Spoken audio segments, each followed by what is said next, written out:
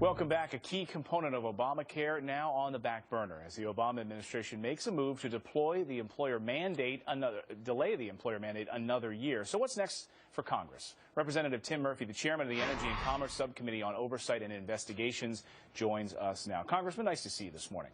Good morning. Great to be with you. Big questions, and our own Greta Van Susteren wrote an interesting opinion piece this week about this very thing. How long did the administration know it was going to delay this mandate? Why wait until right before the holiday to do such a thing? Was the administration planning this for months? Is that what you're trying to get to the bottom of? Well, it's an interesting tactic they used just before everybody left town in Washington, D.C., and when news programs were going quiet for the 4th of July weekend. Why bring it up then? Well, perhaps to bury the story, maybe.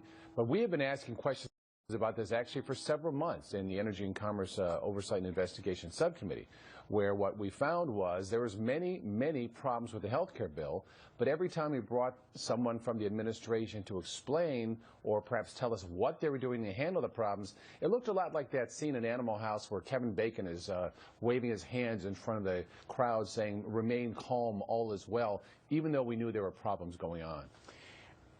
Valerie Jarrett, President's advisor. I'm sorry, I was looking off camera because my own Allison Camerata was questioning whether or not Kevin Bacon was in Animal House. We'll have to get to the bottom of that. Was he? Yeah. He was. Oh, he was. Yes. All right. He was. 6 degrees of separation from Kevin Bacon.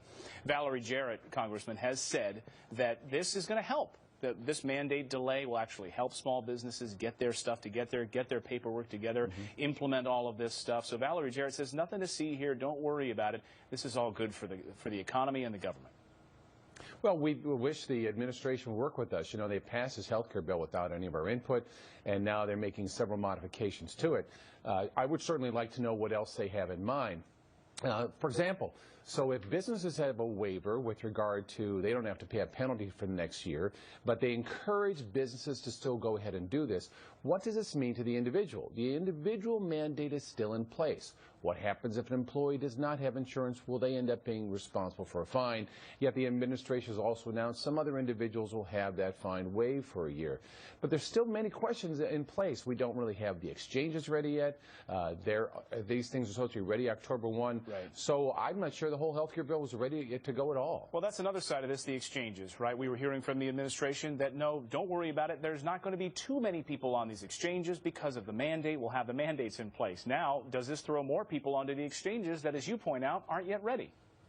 They're not ready, and more people may come on them. I think that is a big concern, but in some cases, for example, small businesses, the number of choices you may have is limited to 1. And there are some questions of how much the exchanges will really save money.